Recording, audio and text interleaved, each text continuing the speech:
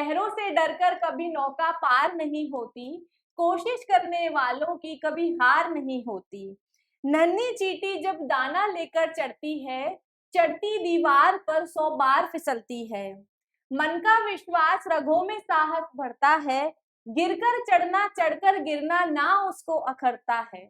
आखिरकार उसकी कोशिश बेकार नहीं होती, कोशिश करने वालों की कभी हार नहीं होती।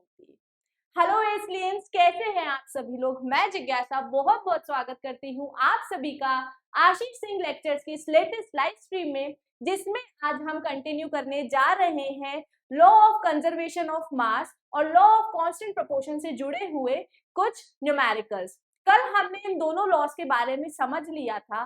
कल हमने ये भी पता लगाया था कि कैसे महर्षि कर्नाड जी ने और कात्यायामा जी ने एटम के बारे में कुछ बेसिक डिटेल्स हमें दी थी, जो आज के मतलब डाल्टन के एटम की थ्योरी इवॉल्व करने से भी 2500 ईयर्स अगो, डाल्टन ने जब अपनी एटॉमिक थ्योरी दी उसके भी 2500 साल पहले ही द ग्रेट इंडियन फिलोसोफर्स ने परमाणु के बारे में इतनी अच्छी और सटीक जानकारी दे दी थी। और एक फैक्ट बताऊं आपको कि जो महर्षि कर्नाड जी थे ना, उन्होंने अपने स्क्रिप्चर्स में, उनके पास में जो उनकी राइटिंग्स थी, उसमें जो न्यूटन के 3 गति के नियम न्यूटन ने दिए हैं उसके बारे में भी उन्होंने बात की है। तो बहुत सारी ऐसी स्टडीज है इंडियन वेदास से जुड़ी हुई जो बहुत ज्यादा साइंटिफिक है।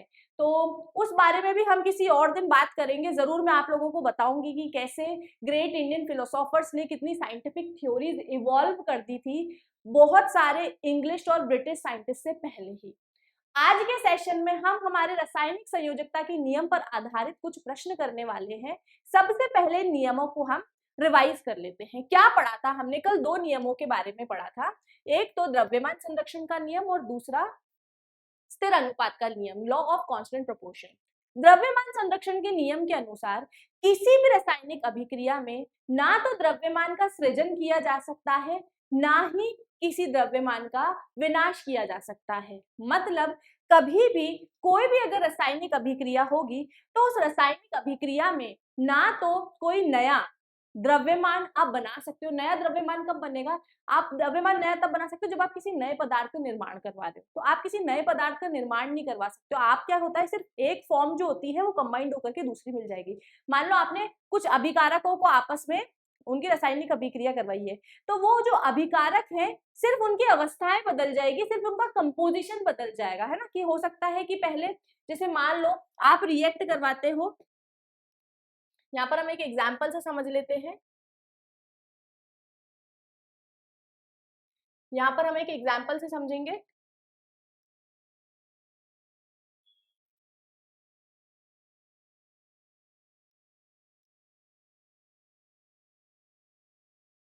जैसे मान लो आपने रिएक्ट करवाया है H2 को O2 के साथ में, तो हाइड्रोजन और ऑक्सीजन मिलकर के क्या बना देंगे? H2O बना देंगे, है ना। इसको बैलेंस करने के लिए आगे हम 2 लगा देते हैं और यहाँ पर बैलेंस करने के लिए हम 2 लगा देते हैं। ये बैलेंस वाली चीजें भी आपके सिलेबस में नहीं है। बस आप ऐसे मान लो कि मैंने हाइड्रोजन के दोनों साइड पर परमाणुओं की संख्या बराबर की है। जो बैलेंसिंग का कॉन्सेप्ट है ये आपके 10th में है, तो हम वहां इसे डिटेल में डिस्कस करेंगे। अगर देखो द्रव्यमान आपको याद करने पड़ेंगे। कल एक बच्चा मुझसे बार बार पूछ रहा था कि द्रव्यमान याद करने पड़ेंगे, तो हाँ बच्चों, द्रव्यमान तो आपको याद करने पड़ेंगे, लेकिन फिर लॉ ऑफ कांस्टेंट प्रोपोर्शन के अंदर हम अनुपात तो हम निकाल सकते हैं, लेकिन द्रव्यमान आपको याद करने पड़ेंगे। कुछ कॉमन है जो हमें यूज करते करते याद हो जाएंगे। हम प्रैक्टिस करेंगे ना तो हमें अपने आप वो याद हो जाएंगे। हाँ, किसी को भी ऐसी चिंता करने की जरूरत नहीं है। तो यहाँ पर हाइड्रोजन का जो द्रव्यमान होता है, हाइड्रोजन का जो द्रव्यमान होता है वो होगा 1U, और ऑक्सीजन का जो द्रव्यमान होगा वो होता है 16U। तो यहाँ पर हमारे पास में टोटल कितने हाइड्रोजन है? यहाँ पर हमारे पास में टोटल 4 हाइड्रोजन है। मतलब हाइड्रोजन का द्रव्यमान कितना है यहाँ पर? 4U। ऑक्सीजन कितनी है हमारे पास में? यहाँ पर 2, और एक ऑक्सीजन का मान कितना है? 16। तो ऑक्सीजन का टोटल मान कितना हो जाएगा यहाँ पर हमारे पास में? 32U। यहाँ पर हम देखते हैं तो हमारे पास में वही 4 हाइड्रोजन है। 4 हाइड्रोजन पता है कैसे? 2 और 2 कितने हो गए? 4। तो यहाँ पर 4 इंटू 1 साथ में इसके जुड़ा हुए है भाई, ये 2 इससे मल्टीप्लाई हो रहा है ना, तो वैसे ये 2 इस ऑक्सीजन के लिए भी है, तो यहाँ पर 2 ऑक्सीजन, तो कितना हो गया टोटल 16। तो हमारे पास में कितना हो जाएगा 4 + 32 कितना हो गया 3 और 2 सॉरी 2 और 4 कितना हो गया 6 और ये 3, तो 36 ग्राम या फिर 36 यू, ग्राम तो हम नहीं बोलेंगे यहाँ पर, यू बोलेंगे। क्यों? क्योंकि यहाँ पर हम एटॉमिक मास यूनिट की बात कर रहे हैं। इसका जो कॉन्सेप्ट है वो मैं आपको और फर्दर जब हम उस टॉपिक को डिटेल में पढ़ेंगे तब वहां पर मैं आपको उसको इलैबोरेट कर दूंगी। तो यहाँ पर अगर मैं इन दोनों का मास कंबाइन करती हूँ तो 4u + 32 कितना आ रहा है 36u ही आ रहा है। तो क्या यहाँ हम देख रहे हैं कि यहाँ पर कुल अभिकारकों का जितना भी द्रव्यमान है, कुल अभिकारकों का जितना भी द्रव्यमान है वो अभिकारकों का द्रव्यमान उत्पादों के द्रव्यमान के बराबर है। कुछ नया द्रव्यमान आपको मिला क्या यहाँ पर? मतलब जो लोग पार्टिसिपेट करेंगे ना केमिकल रिएक्शन में, रिजल्ट भी आपको उनके फॉर्म में मिलेगा। बस ये हो सकता है कि हाँ पहले किसी और के साथ में वो जुड़ा हुआ हो और अब किसी और के साथ में जुड़ गया हो। जैसे कि हमने कल एक एग्जाम्पल पढ़ा था कि जब हम सोडियम सल्फेट को बेरियम क्लोराइड के साथ में रिएक्ट कराते हैं तो हमें क्या मिलता है, हमें मिलता है barium sulphate plus sodium chloride. यहाँ पर ये क्या होता है, ये लिक्विड फॉर्म में होता है, ये भी लिक्विड फॉर्म में होता है, यहाँ पर ये भी लिक्विड नहीं, ये हमें जो मिलता है सॉलिड फॉर्म में मिलता है, ठोस अवस्था में मिलता है। सफेद रंग का इसका अवशेप मिलता है। अवशेप क्या होता है? अवशेप एक ऐसा सॉलिड पदार्थ होता है रासायनिक अभिक्रिया में जो घुलनशील नहीं होता है, जो हमारे पास में पानी में घुलनशील नहीं होगा, या फिर एक अघुलनशील पदार्थ जो हमें रासायनिक अभिक्रिया में मिलता है उसे हम प्रिसिपिटेट यानी कि अवशेप बोलते हैं। तो यहाँ पर हमें एक व्हाइट कलर का सॉलिड मिल जाएगा, व्हाइट कलर का ठोस मिल जाएगा, और जो सोडियम क्लोराइड है वो हमें लिक्विड अवस्था में ही मिलता है, एक्वस में ही मिलता है, पानी में घुला हुआ। तो यहाँ पर हम क्या देख रहे हैं कि ये 20.8 ग्राम, यहाँ पर हमने पढ़ा था कि 20.8 ग्राम बेरियम क्लोराइड को हमने रिएक्ट करवाया है 14.2 ग्राम सोडियम सल्फेट के साथ में। तो हमें रिजल्ट में क्या मिल रहा था, हमें रिजल्ट में क्या मिला है, हमें रिजल्ट में मिला है 23.3 ग्राम बेरियम सल्फेट का और 11.7 ग्राम हमें मिला था किसका, 11.7 ग्राम हमें मिला था सोडियम क्लोराइड का। तो यहाँ पर अभिकारकों का जो टोटल द्रव्यमान है, अभिकारकों का जो टोटल द्रव्यमान है वो था 35 ग्राम, और उत्पादकों का भी जो भी टोटल द्रव्यमान था वो कितना था 35 ग्राम। तो यहाँ पर टोटल द्रव्यमान जो है इस पूरे निकाय का वो संरक्षित रहा है, उसमें कोई भी परिवर्तन नहीं आया। हाँ, पर हम ये कह सकते हैं कि पदार्थ की अवस्थाओं में परिवर्तन आ गया है, पदार्थ का जो संयोजन है वो बदल गया। पहले ये सोडियम किसकी पार्टी में था, पहले सोडियम सल्फेट का बेस्ट फ्रेंड था, उसके साथ में चिपका हुआ था, लेकिन जैसे ही बेरियम क्लोराइड आया तो क्या करा, सोडियम ने अपनी पार्टी बदल ली और जाकर के किसका फ्रेंड बन गया है, वो क्लोरीन का फ्रेंड बन गया है, और यहाँ पर हमें सोडियम क्लोराइड मिलता है। उसी तरीके से यहाँ पर हमने देखा था कि बेरियम क्लोराइड पहले अच्छे दोस्त थे, लेकिन जब हमने उसकी अभिक्रिया सोडियम सल्फेट के साथ में करवाई तो क्या हुआ, ये बेरियम जाकर के सल्फेट के साथ में जुड़ गया और बेरियम सल्फेट इसने बना लिया। और ये बेरियम सल्फेट कैसा बन रहा है, ठोस अवस्था में मिल रहा है। जब अभिक्रिया करवाई थी, जब दोनों पदार्थ कैसे थे, लिक्विड अवस्था में थे, और अभिक्रिया करवाने के बाद में हमें एक ठोस में मिल रहा है, एक लिक्विड में बन रहा है। तो किसी भी रासायनिक अभिक्रिया में पदार्थों का जो अवस्था है उसमें बदलाव आ सकता है, उनका संयोजन क्रम बदल सकता है, लेकिन उस अभिक्रिया का जो निकाय है, जिस भी सिस्टम में हमने उस अभिक्रिया को करवाया है, उस अभिक्रिया में पार्टिसिपेट करने वाले अभिकारक और बनने वाले जो उत्पाद है, उन सभी का जो द्रव्यमान है वो आपस में बराबर रहेगा, कभी भी नहीं बदलेगा। अगर कभी कोई ऐसी रिएक्शन आ भी रही है जिसमें 0.1 ग्राम या 0.2 ग्राम आपका मास कम आ रहा है, तो वो ऐसा इसलिए हो सकता है कि जब आपका थोड़ा बहुत जो पदार्थ है या फिर थोड़ा बहुत जो द्रव्यमान है वो हीट की फॉर्म में या गैस की फॉर्म में हो सकता है कि सिस्टम से एस्केप कर गया हो, निकल गया हो। लेकिन अगर आप बिल्कुल टाइट कंटेनर में, एकदम क्लोज्ड कंटेनर में रिएक्शन करवाओगे तो ऐसा आपको कभी भी रिजल्ट नहीं मिलेगा जिसमें द्रव्यमान में बदलाव हो। तो ये क्लियर है आपका? ये चीज हम कल पढ़ चुके थे, क्या ये चीज क्लियर है आपकी? आगे पढ़े, आगे कंटिन्यू करें इस चीज को हम। ठीक है, ओके। नेक्स्ट हम देखते हैं, दूसरा हमने देखा था यहाँ पर कि निश्चित अनुपात का नियम। निश्चित अनुपात का नियम लवॉइस और प्राउस्ट ने दिया था, लेकिन जो निश्चित अनुपात का नियम है, मेन क्रेडिट कुछ बुक्स में जो है प्राउस्ट के नाम पर लिखा हुआ है कि 1779 में प्राउस्ट ने, जोसेफ प्राउस्ट ने इस नियम को इलेबोरेट करके बताया था कि दुनिया में अगर आप किसी अणु के बारे में पढ़ रहे हो, किसी कंपाउंड के बारे में पढ़ रहे हो, तो वो कंपाउंड आपका किसी भी स्रोत से मिला हो। जैसे हमने पानी की बात की थी कि पानी को आप किसी भी स्रोत से ले आओ, जल का पानी ले आओ, कुएं का पानी ले आओ, नदी का पानी ले आओ, तालाब का पानी ले आओ, मेरे घर का पानी ले आओ, आपके घर का पानी ले आओ, कहीं से भी पानी ले आओ, तो जब उस पानी के अंदर, उस पानी के संघटकों को जब आप देखेंगे, उनके बारे में स्टडी करेंगे, तो हम देखेंगे कि ये जो पानी के संघटक हैं एक दूसरे से एक निश्चित द्रव्यमान के अनुपात में ही जुड़े हुए हैं। और कल हमने देखा था कि जो पानी के अनुपात है, सॉरी, पानी के जो संघटक है हाइड्रोजन और ऑक्सीजन, वो दोनों एक दूसरे से 1:8 के रेशो में जुड़े हुए हैं।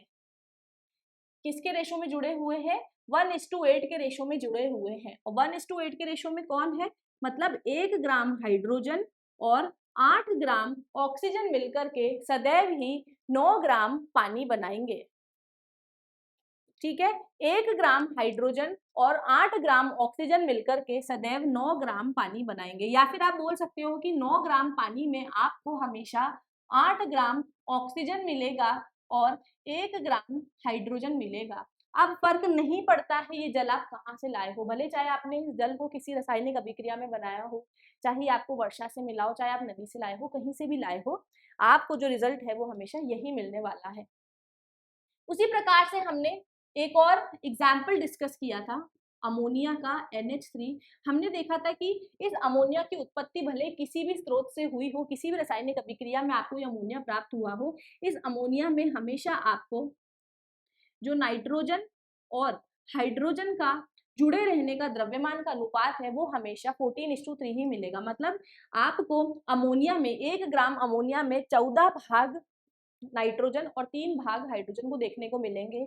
या फिर आप बोल सकते हो कि 17 ग्राम अमोनिया में आपको हमेशा 14 ग्राम नाइट्रोजन मिलेगा और 3 ग्राम आपको हाइड्रोजन मिलेगा। अगर यही क्वेश्चन मैं आपको बोल दूं कि मेरे पास में 34 ग्राम अमोनिया है, मैं बोल रही हूँ मेरे पास में 34 ग्राम अमोनिया है, अब मुझे बताओ कि इसमें नाइट्रोजन और ऑक्सीजन कितना होगा। तो आपको क्या पता है कि 17 ग्राम अमोनिया में 14 ग्राम तो नाइट्रोजन होता है और 3 ग्राम हाइड्रोजन होता है।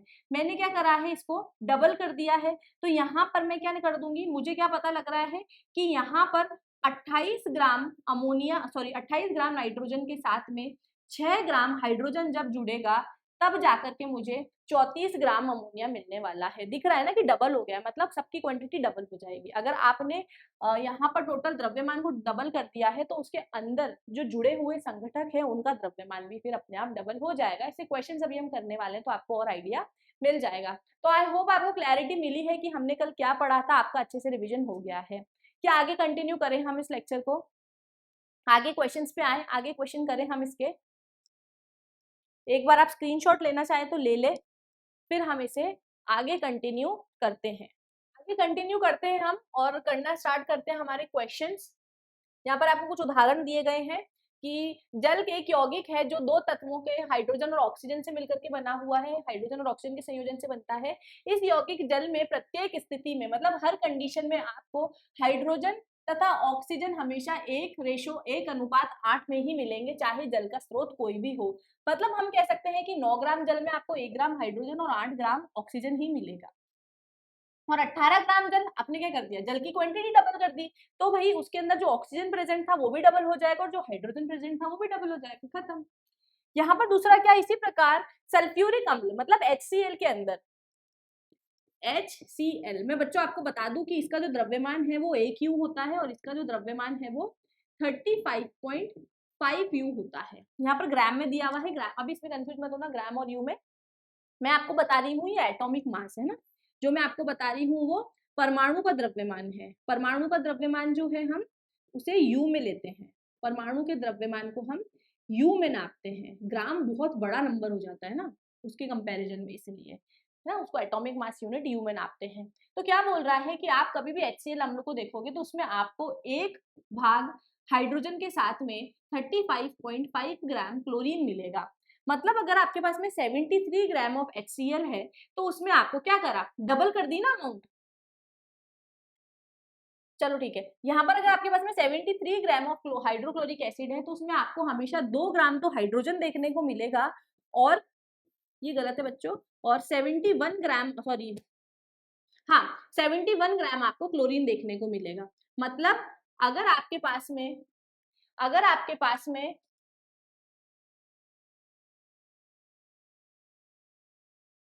अगर आपके पास में 71 ग्राम क्लोरीन है और 2 ग्राम हाइड्रोजन है, तो इन दोनों के जुड़ने से आपको सदैव 73 ग्राम ऑफ HCl अम्ल मिलेगा। ये ध्यान रखना, क्वांटिटी डबल कर दोगे तो जो यौगिक है उसकी मात्रा भी डबल हो जाएगी, या फिर अगर यौगिक की मात्रा डबल कर दी है तो उसके अंदर के जो संयोजक है उनकी मात्रा भी डबल हो जाएगी। इसी प्रकार अमोनिया जो है आपको हमेशा 14:3 के अनुपात में मिलता है, अर्थात 17 ग्राम अमोनिया में आपको हमेशा 14 ग्राम नाइट्रोजन और 3 ग्राम हाइड्रोजन मिलेगा। सारी चीजें पढ़ ली है हमने, आई होप अब आपको बिल्कुल चमक गया होगा, क्रिस्टल क्लियर सारी चीजें हो गई होगी। Now moving on the next question. एक अभिक्रिया में 5.3 ग्राम सोडियम कार्बोनेट ने 6 ग्राम इथेनॉइक अम्ल के साथ अभिक्रिया की है। उत्पाद 2.2 ग्राम कार्बन डाइऑक्साइड, 0.9 ग्राम पानी और 8.2 ग्राम सोडियम इथोनेट थे। दर्शाइए कि ये प्रेक्षण द्रव्यमान कार्बोनेट के द्रव्यमान के संरक्षण के नियम के अनुरूप है। अच्छा ठीक है, यहाँ पर कुछ सेकंड के लिए आप ये सारी चीजें नहीं देखेंगे, हम क्वेश्चंस को पढ़ करके फिर उसको एनालाइज करने की कोशिश करते हैं। तो यहाँ पर क्या हमारे पास में कोई खाली स्लाइड है, चलो ठीक है, यहाँ पर हम उसको वो जो क्वेश्चन है हमारे पास में प्रीवियस वाला, हम उसको यहाँ पर पहले सॉल्व करने की कोशिश करते हैं। ये चीज हटा दूं मैं यहाँ से, ये चीज मैं यहाँ से हटा रही हूँ, ठीक है, ये चीज मैं यहाँ से हटा रही हूँ, आप लोग उसका स्क्रीनशॉट ले लेना, इसको रिमूव कर रही हूँ क्योंकि वहां से हम डायरेक्ट नहीं देखेंगे, है ना, हम खुद उस चीज को सॉल्व करने की कोशिश करेंगे। तो यहाँ पर हम इस ब्लैक बोर्ड के पार्ट कर देते हैं और ये हमारा क्वेश्चन नंबर 1 क्या बोल रहा है कि एक अभिक्रिया में 5.3 ग्राम सोडियम कार्बोनेट ने 6 ग्राम इथेनॉइक अम्ल से अभिक्रिया की है। तो क्या है हमारे पास में 5.3 ग्राम सोडियम कार्बोनेट, तो सोडियम कार्बोनेट कितना ग्राम है, 5.3 ग्राम।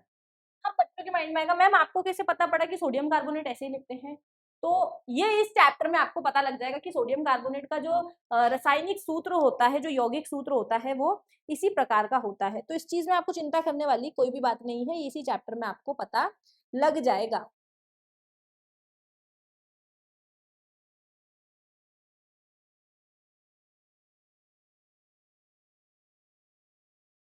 क्या है हमारे पास में कि 5.3 gram sodium carbonate, 5.3 gram sodium carbonate है ना, तो सोडियम कार्बोनेट कितना है 5.3 ग्राम को हमने रिएक्ट करवाया है इथेनॉइक एसिड के साथ में। इथेनॉइक एसिड को हम ऐसे लिख सकते हैं CH3COOH। आपको नहीं आता है तो आप डायरेक्ट जैसा क्वेश्चन में दिया हुआ है वैसा लिख सकते हैं। कितनी है इथेनॉइक एसिड हमारे पास में, 6 ग्राम, ठीक है। इसको जब हमने रिएक्ट करवाया है, जगह नहीं है इसलिए मैं इधर लिख रही हूँ नीचे एरो बना करके, तो हमें क्या मिल रहा है, हमें 2.2 ग्राम कार्बन डाइऑक्साइड, देखो सबसे पहले हमें सबसे ज्यादा मिल रहा है कि सोडियम इथेनोएट, तो हमें 8.2 ग्राम सोडियम इथेनोएट मिल रहा है। 8.2 ग्राम सोडियम इथोनेट। तो सोडियम इथोनेट को हम ऐसे लिखेंगे, सोडियम इथोनेट कितना है 8.2 ग्राम, और क्या था 2.2 ग्राम कार्बन डाइऑक्साइड और 0.9 ग्राम पानी। 2.2 ग्राम कार्बन डाइऑक्साइड और 0.9 ग्राम आपको यहाँ पर पानी मिल रहा है। तो यहाँ पर पानी भी लिख लेते हैं हम,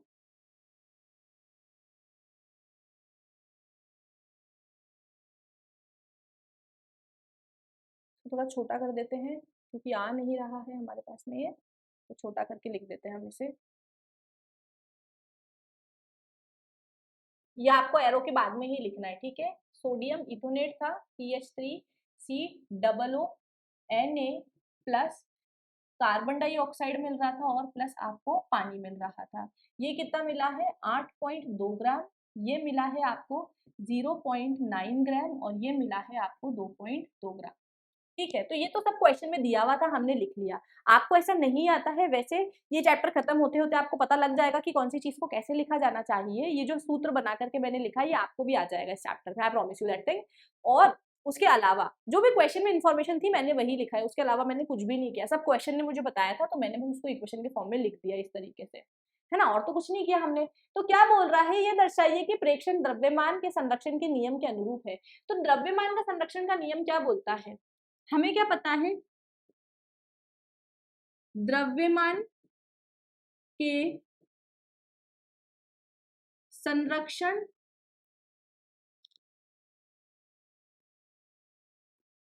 नियम के अनुसार हमें क्या पता है कि ना तो कोई नए द्रव्यमान का सृजन होगा, ना ही कोई पुराना जो, ना ही किसी द्रव्यमान का विनाश होगा। उसको हम और कैसे लिख सकते हैं, इस चीज को हम और ठीक से ऐसे लिख सकते हैं कि उत्पादों का द्रव्यमान जो है,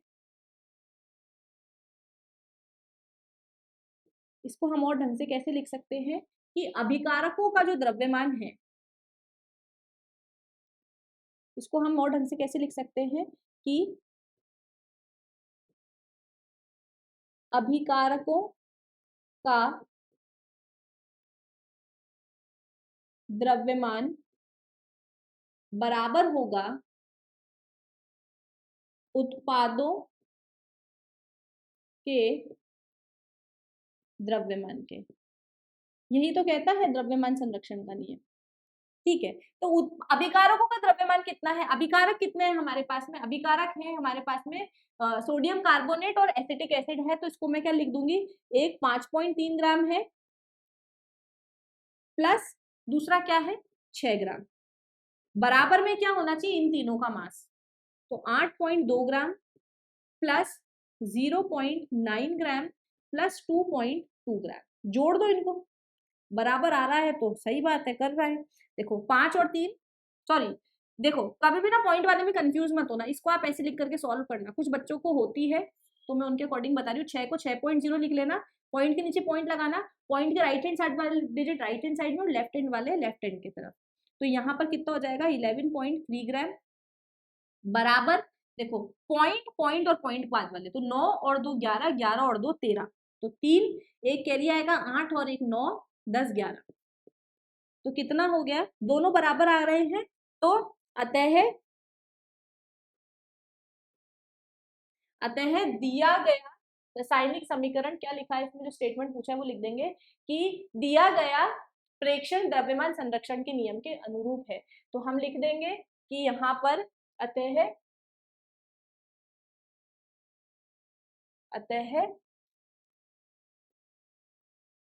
दिया गया प्रेक्षण द्रव्यमान संरक्षण के अनुरूप है।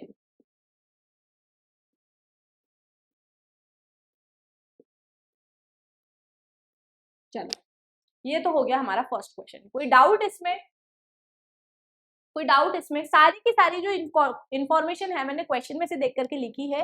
फिर उसने बोला कि law of conservation of mass follow करता है क्या, तो मुझे law of conservation of mass में तो इतना पता है कि भाई अभिकारकों का द्रव्यमान उत्पादों के द्रव्यमान के बराबर होना चाहिए, और एक स्टेटमेंट पता है। तो यहाँ पे स्टेटमेंट लिखने से तो मतलब नहीं है, तो मैंने दूसरी वाली अप्रोच लगा दी। उस चीज को मैंने करके देखा कि अभिकारकों का टोटल द्रव्यमान उत्पादों के टोटल द्रव्यमान के बराबर आ रहा है, तो आ रहा था, तो हो गया फॉलो, बस खत्म बात, क्वेश्चन खत्म।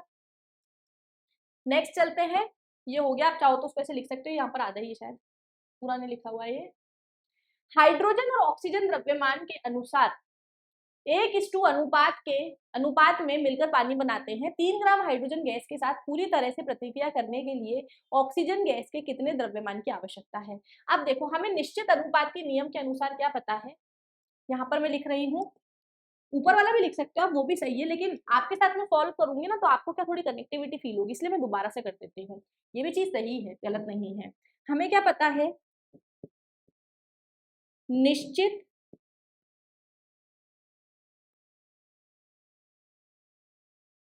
अनुपात के नियम के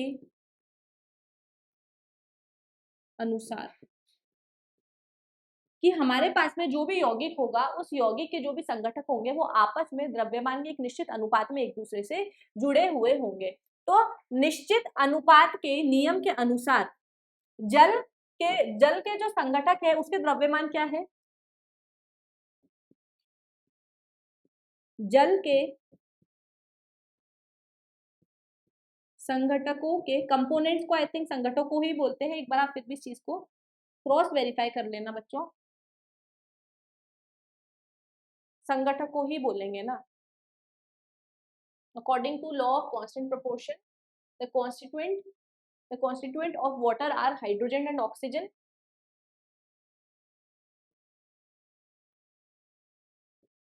जल के संगठकों का निश्चित अनुपात कितना है, हमें पता है कितना है, निश्चित अनुपात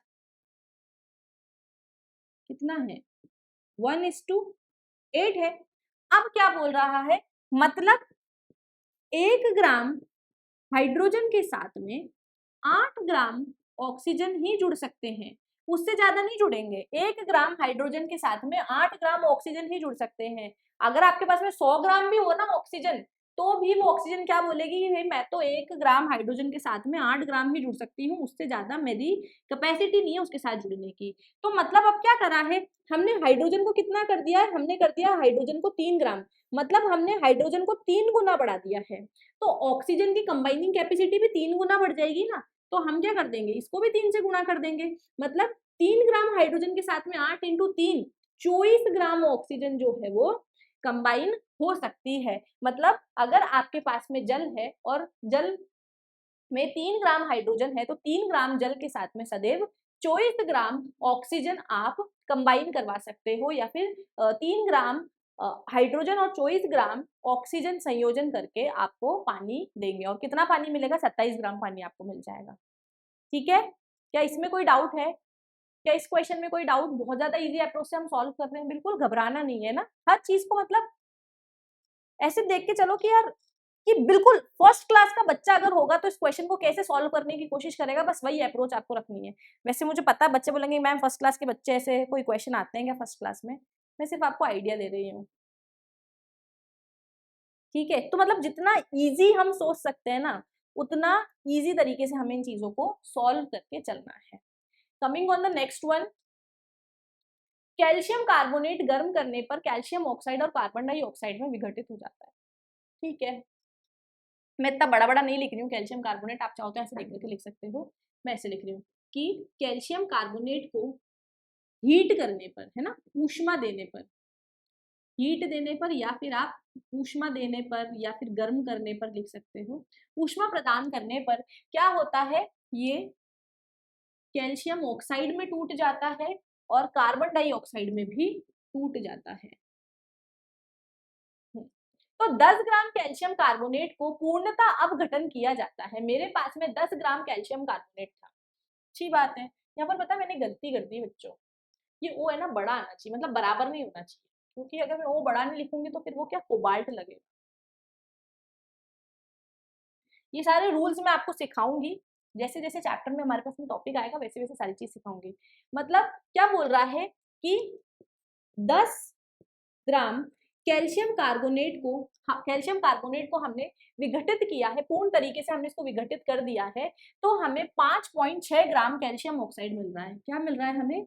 5.6 ग्राम कैल्शियम ऑक्साइड मिल रहा है।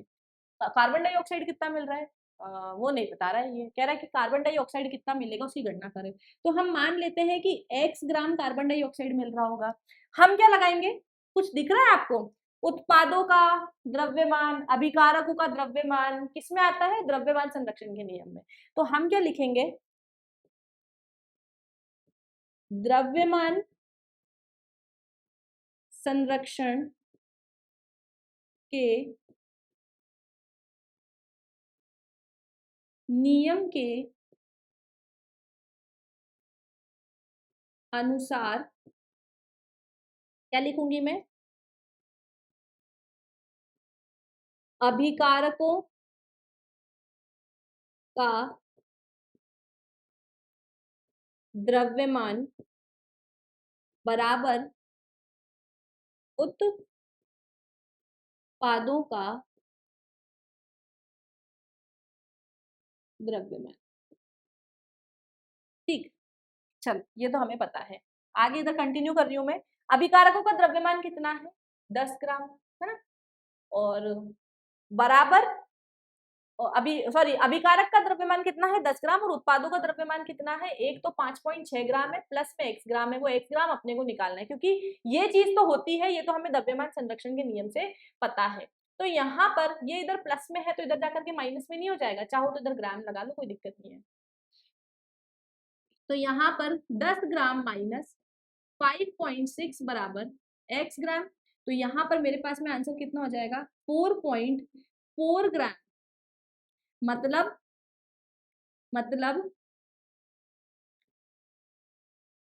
दिए हुए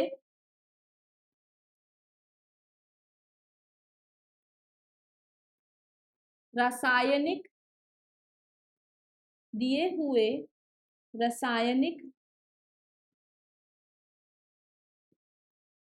अभिक्रिया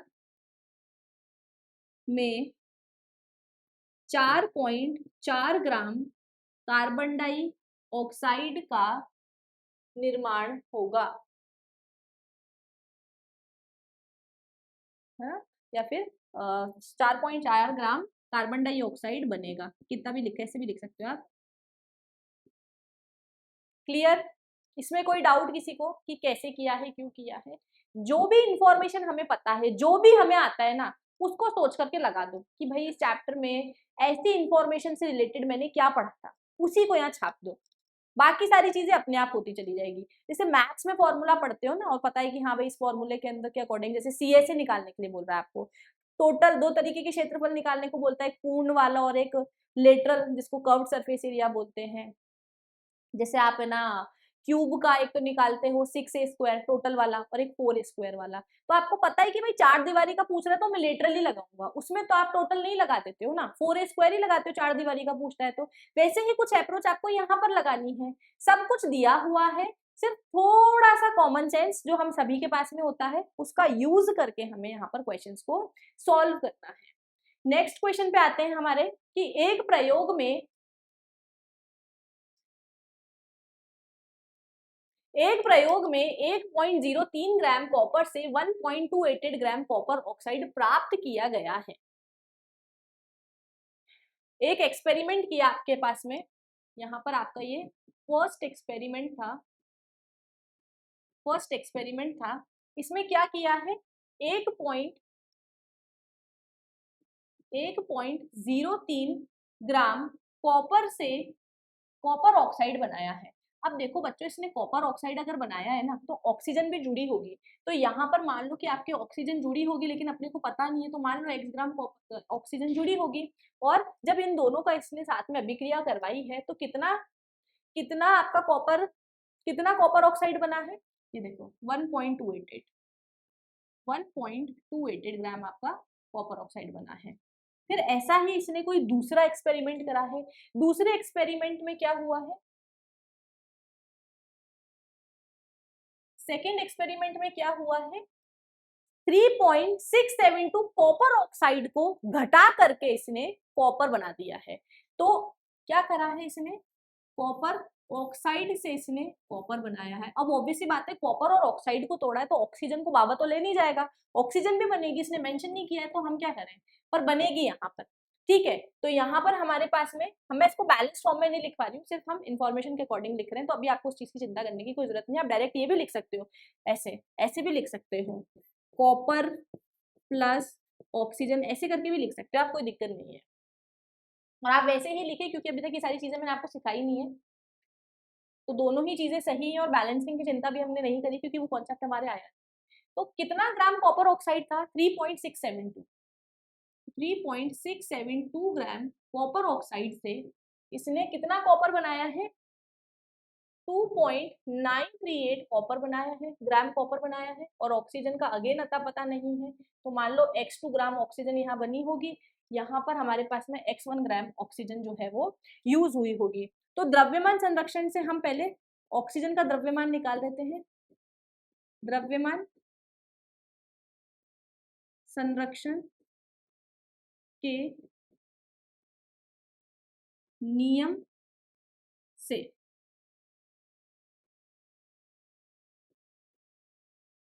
अभिकारकों का द्रव्यमान बराबर उत्पादों का द्रव्यमान कितना है हमारे पास में, 1.03 gram plus x1 gram of oxygen gives us 1.288 gram of copper oxide. मतलब 1.03 ग्राम कॉपर को हमने x1 ग्राम ऑक्सीजन के साथ में रिएक्ट कराया तो 1.288 ग्राम हमको कॉपर ऑक्साइड मिला। तो यहाँ पर हम ऑक्सीजन का निकाल लेंगे, कितने ग्राम यूज हो रही है, तो 1.288 माइनस 1.03। अब देखो यहाँ पर रफ वर्क में हम इसे सॉल्व कर लेंगे, क्या है, रफ वर्क में सॉल्व नहीं हो रहा है, इधर कर लेते हैं फिर बता देंगे कितना है, 1.288 माइनस 1.03। तो पॉइंट के नीचे पॉइंट लगाओ, पॉइंट के लेफ्ट हैंड साइड वाले लेफ्ट हैंड साइड में, राइट हैंड साइड वाले राइट हैंड साइड में, और जहां कुछ नहीं है वहां 0 लगा दो। तो 8 में से 0 गया 8, 8 में से 3 गया 5, और इधर कितना आ जाएगा 2, और इधर 0। तो मतलब कितना, कितने ग्राम कॉपर हमने, सॉरी कितना ग्राम ऑक्सीजन हमने यूज किया था कॉपर ऑक्साइड बनाने के लिए, 0.258 ग्राम। अभी मैंने क्वेश्चन पूरा पढ़ा नहीं है लेकिन फिर भी या तो यही बोलेगा द्रव्यमान संरक्षण के नियम के हिसाब से,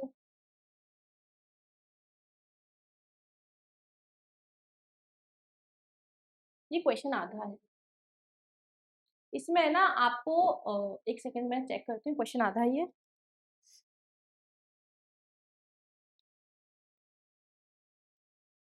इसमें आपको बोल रहा है कि निश्चित अनुपात का नियम स्थापित सत्यापित करें।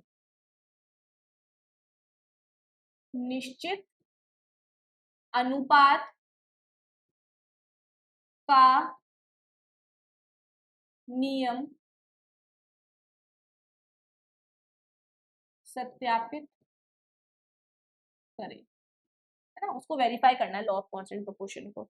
तो लॉ ऑफ कांस्टेंट प्रोपोर्शन तो तब सेटिस्फाई करेंगे ना जब हमारे पास में सबके मास पता होंगे, तभी तो कर पाएंगे हम। ठीक है, और यहाँ पर दोनों एक्सपेरिमेंट में क्या बोलता है निश्चित अनुपात का नियम, कि कहीं से भी आप किसी भी स्रोत से किसी भी यौगिक को ले लो तो बनने वाला जो यौगिक है हमारे पास में, उसके जो भी संघटक होंगे, उसके अंदर जो भी आपके परमाणु है वो एक दूसरे से निश्चित अनुपात में जुड़े हुए होंगे। तो यहाँ पर आपको बोल रहा है कि यहाँ पर जो कॉपर ऑक्साइड है और यहाँ पर जो कॉपर ऑक्साइड है, इसमें कॉपर और ऑक्सीजन का अनुपात और इसमें कॉपर और ऑक्सीजन का अनुपात दोनों बराबर होना चाहिए, तभी ये निश्चित अनुपात के नियम को सेटिस्फाई करेगा। तो यहाँ पर पहले मुझे ऑक्सीजन तो पता पड़े कितनी ग्राम यूज हो रही है और यहाँ पर पता तो पड़े कितनी ग्राम निकल रही है, फिर ही बता पाऊंगी मैं इसको। तो यहाँ पर भी सेम टू सेम स्टेटमेंट हम लिख देंगे, यहाँ पर भी सेम टू सेम लिखेंगे। ये वाली जो चीज है हम यहाँ पर वापस रिपीट करके लिख देंगे, ये वाली चीज हम यहाँ पर भी लिख देंगे। और बाकी मैं आगे से कंटिन्यू कर रही हूँ कि 3.672 ग्राम हमारे पास में अभिकारक है और 2.938 ग्राम कॉपर और x2 ग्राम की ऑक्सीजन बन रही है। इधर आकर के माइनस हो जाएगा तो 3.6 2.72 माइनस 2.938 गिव्स अस x2, और x2 क्या है, जो यहाँ पर ऑक्सीजन निकल रही है उसका मान है।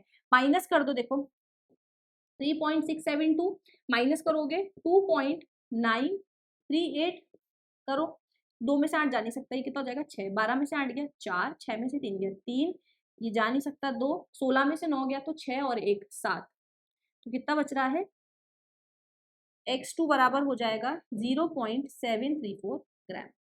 मतलब यहाँ पर कितनी ऑक्सीजन है, 0.734 ग्राम ऑक्सीजन का इस्तेमाल, मतलब ऑक्सीजन जो है लिबरेट हुई है, और यहाँ पर 0.258 ऑक्सीजन का इस्तेमाल करके हमने कॉपर ऑक्साइड बनाया था। अब हमें क्या करना है, निश्चित अनुपात के नियम को सेटिस्फाई करना है।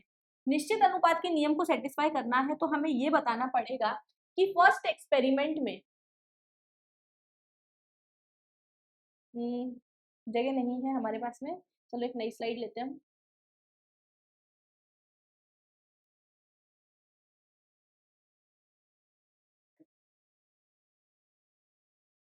तो हमारे पास में जो निश्चित अनुपात का नियम हमें सेटिस्फाई करना है, तो वो हम यहाँ पर अब सेटिस्फाई कर देंगे। तो फर्स्ट एक्सपेरिमेंट में आपको जो कॉपर ऑक्साइड मिली है, फर्स्ट एक्सपेरिमेंट में जो आपको CuO मिला है, तो फर्स्ट एक्सपेरिमेंट में CuO कितना था, फर्स्ट एक्सपेरिमेंट में कॉपर कितना है 1.03 है ना, फर्स्ट एक्सपेरिमेंट में कॉपर कितना है हमारे पास में 1.03, 1.03, और ऑक्सीजन कितना है 0.258, तो फर्स्ट एक्सपेरिमेंट में कॉपर है हमारे पास में 1.03 और ऑक्सीजन किस अनुपात में है, देखेंगे यहाँ से, हम यहाँ से निकाला था ना हमने 0.258, 0.258। अब इसको देख के घबराना नहीं है, है ना, इसको हम इधर ले लेंगे, ये डिवाइड ही तो होता है, एक तरीके से डिवाइड ही होता है ये एक तरीके से, ठीक है, तो आप इसको ऐसे सॉल्व कर लो, 1.03 अपॉन अनुपात को ऐसे लिख सकते हैं, है ना, तो 0.258, यहाँ से पॉइंट हटाऊंगी मैं, 2 डिजिट से दो पॉइंट, मतलब यहाँ पे 3 डिजिट छोड़ के पॉइंट है, यहाँ पे 2 डिजिट छोड़ के पॉइंट है, तो 2 डिजिट वाले पॉइंट से वो तो कैंसिल हो जाएगा, यहाँ पर ऊपर मेरे पास में सिर्फ क्या बचेगा 10 बचेगा, तो यहाँ से मैं पॉइंट हटाऊंगी तो इधर कितना आ जाएगा 1000, यहाँ से मैं पॉइंट हटाऊंगी तो इधर आ जाएगा 100, काटो इसको, कितना आ गया है 1030 अपॉन 258। अब देखो 2 5 10 होता है, और यहाँ पर 200 समथिंग है, और यहाँ पर 1000 समथिंग है, तो उसको 5 से करूंगी तो बहुत ज्यादा नंबर आ जाएगा, तो यहाँ पर हम करके देखते हैं, 258 को मैं 4 से करके देखती हूँ ना, तो 4 8 जा 32, 3 ऊपर कैरी गया, 5 4 जा 20, 23, 2 ऊपर कैरी गया, 4 2 जा 8, 8 प्लस 2 10, तो 1032 ज्यादा आ रहा है, तो ये नहीं ले सकते, हमको 3 से लेना पड़ेगा, 158 इंटू 3, तो 8 3 जा 24, 2 ऊपर कैरी गया, 3 5 जा 15, 15 प्लस 2 17, 1 ऊपर कैरी गया, 3 2 जा 6 7, तो यहाँ पर हम डिवाइड करके देखते हैं, भाई इतना बड़ा डिवाइड तो मुझे भी नहीं आता, इतनी बड़ी टेबल मुझे भी नहीं आती। अब कुछ बच्चे बोलेंगे मैम 2 की टेबल से काट लो, तो वैसे भी कर सकते हैं, पहले 2 की टेबल से काट लो फिर डिवाइड देना, लेकिन डिवाइड तो देना ही है, तो मैं इतनी मेहनत क्यों करूँ, मैं डायरेक्ट ही दे देती हूँ, क्योंकि मुझे साफ साफ दिख रहा है कि एक दूसरे से कट तो नहीं रहे, पॉइंट में ही आंसर आना है, तो यहाँ पर हो जाएगा 3, तो मेरे पास में आ जाएगा 774, माइनस किया मैंने, यहाँ पर कितना बचेगा 2, यहाँ पर हो जाएगा 10, 10 में से 4 गया, कितना बचेगा अपने पास में 6, यहाँ पर ही हो जाएगा 0 और ये हो जाएगा 9, तो 12 में से 7 गया तो 5, और 9 में से 7 गया तो 2, तो 256 बचा है ना, तो यहाँ पर छोटा नंबर है तो पॉइंट लगाऊंगी, इधर क्या आ जाएगा 0 आ जाएगा।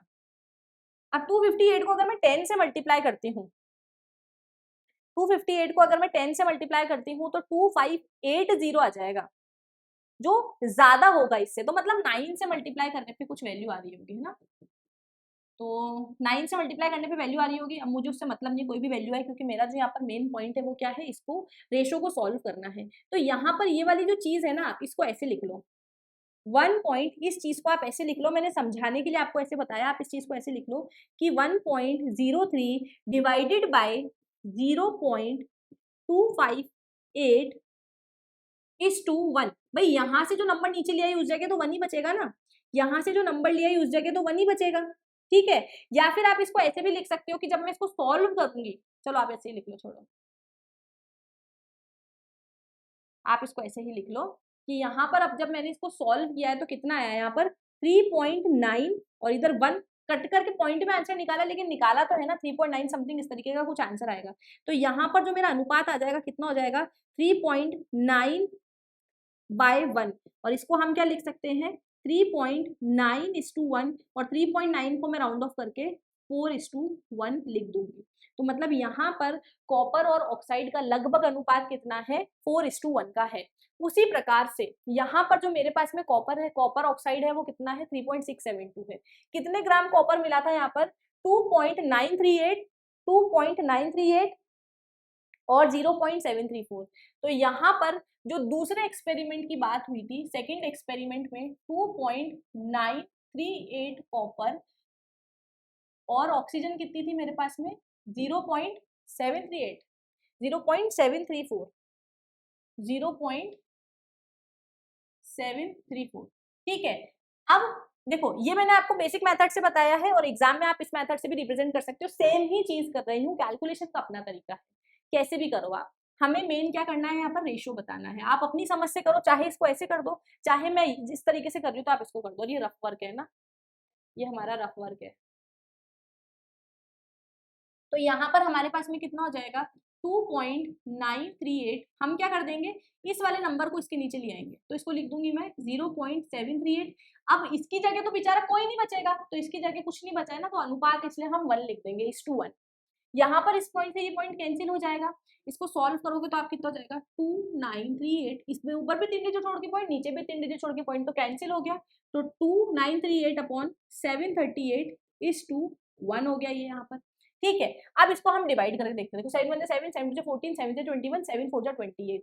तो यहाँ पर मेरे को नहीं आती इतनी बड़ी टेबल, तो मैं आइडिया लगा रही हूँ कि 7 की टेबल में इतना बड़ा नंबर, तो 4 टाइम्स करके देखते हैं। 738 को 4 से, 8 4 32, 3 ऊपर कैरी गया, 3 4 12, 12 + 4 14, 1 ऊपर कैरी गया, 7 4 28 और 29, तो 2942 है, 2942 है, ज्यादा आ रहा है ना, हमें 3 से लेना पड़ेगा। बार नंबर चेक कर लेती हूँ, मैंने नंबर तो सही लिया है ना, एक बार नंबर हम चेक कर लेते हैं ना, 2938 ही है ना, हाँ 2.938 और 0.734, ठीक है। यहाँ पर हमारे पास में क्या आ रहा है 8 4 32, 3 ऊपर कैरी गया, 3 4 12, 12 + 3, 12 + 3, 12 + 3 15 होता है, मैंने 4 लिख दिया है ना, यहाँ मैंने गलती कर दी है, तो यहाँ 5 आएगा हमारे पास है ना। 12 + 3 4 12, 12 + 3 15, फिर 1 ऊपर कैरी गया है और 5 2 आ गया है, तो भी ज्यादा ही आ रहा है, तो हमें फिर उसको 3 से लेना पड़ेगा। तो 3 से करके देखते हैं, 8 4 8 3 24, 3 3 9, 9 + 2 11, 1 ऊपर कैरी गया, 1 ऊपर कैरी गया, और 7 3 21, और इधर आ जाएगा हमारे पास में 22, तो बहुत ही ज्यादा कम आ गया है।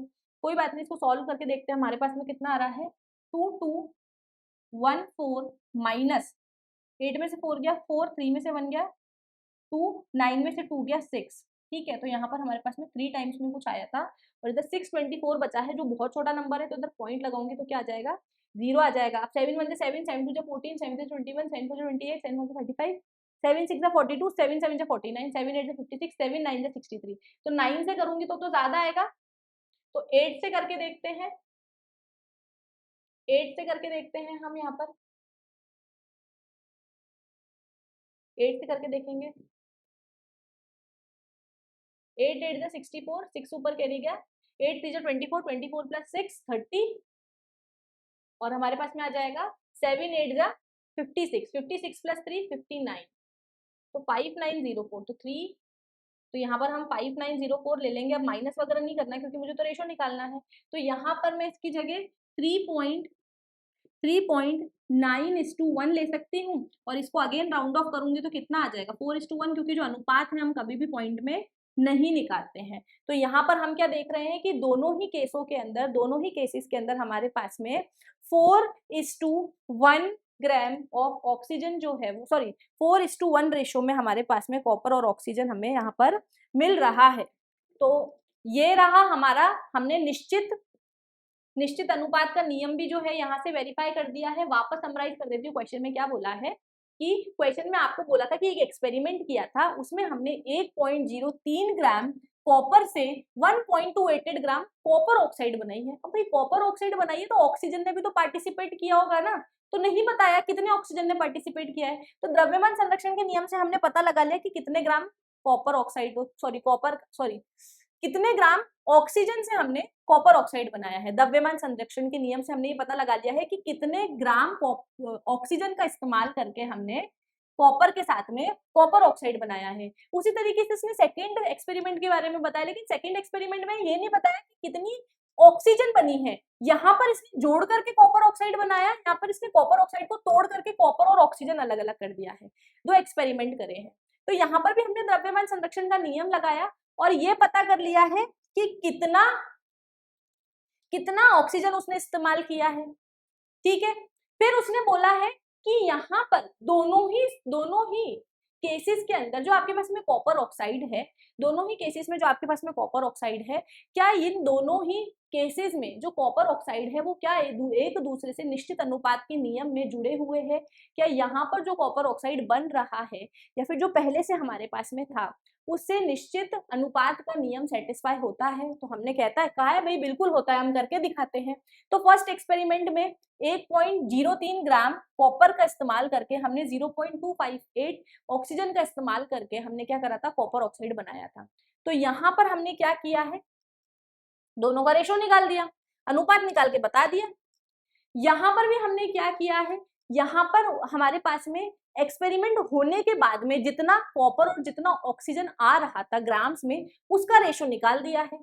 भाई जुड़ने पर जितने रेशो में कंबाइन हो रहे, टूटने पर भी तो उतने रेशो में कंबाइन हो, उतने ही रेशो में आपको मिलेंगे ना। ऐसा तो है नहीं कि टूटने पर एक ऑक्सीजन निकल करके टाटा बाय बाय कर देगा, एक ऑक्सीजन निकल के टाटा बाय बाय कर देगा, तो फिर आपका द्रव्यमान कम आ जाएगा, फिर आपका फर्स्ट नियम सेटिस्फाई नहीं होगा। फर्स्ट नियम सेटिस्फाई हो रहा तो सेकंड भी होना चाहिए। ठीक है, तो यहाँ पर क्या कर दिया मैंने, जितना भी हमारे पास में यहाँ पर ऑब्टेन्ड हुआ था, यहाँ पर हमारे पास में जितना कॉपर और ऑक्सीजन हमें मिला था, उस कॉपर और ऑक्सीजन का जो भी मात्रा था हमने उसका अनुपात निकाल लिया है। तो यहाँ पर जितना इस्तेमाल किया था उसकी मात्रा और यहाँ पर जितना हमें मिला है उसकी मात्रा का अनुपात दोनों का ही बराबर आया है, जिससे हम कह सकते हैं कि हाँ भाई द्रव्यमान निश्चित अनुपात का जो नियम है वो यहाँ पर लागू हो रहा है। आपको इसको इस तरीके से सॉल्व करना है ज्यादा प्रिसाइज वे में, वो मैंने सिर्फ समझाने के लिए लिखा है। दोनों ही तरीके सही है, लेकिन ये वाला जो है 9th स्टैंडर्ड के अकॉर्डिंग सही है। और अब यहाँ से ये जो रफ वर्क है मैं इसे मिटा रही हूँ क्योंकि हमें स्लाइड चाहिए क्लीन। अब आप ये नहीं कह सकते हैं कि मैम आपने डायरेक्ट कर दिया है, मैम ने आपके साथ में एक एक स्टेप सॉल्व किया है। आप चाहे तो पॉइंट के बाद में 2 डिजिट तक भी सॉल्व कर सकते हैं, राउंड ऑफ भी कर सकते हैं। राउंड ऑफ तो करना ही है क्योंकि जो हम अनुपात है वो पॉइंट में हम नहीं निकालते हैं ना। मोस्ट ऑफ जो अनुपात है हम कोशिश करते हैं कि नॉर्मल नंबर्स में ही निकल जाए, और पॉइंट्स में भी हमारा नियरली सेम ही आ रहा है, तो कोई दिक्कत वाली बात नहीं है। ये आपका होमवर्क क्वेश्चन है, इसको मैं कल डिस्कस करूंगी आप लोगों के साथ में, इसका आंसर मैं आपको कल बता दूंगी।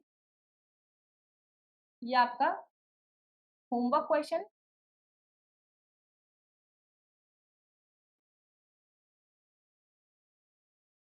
ठीक है।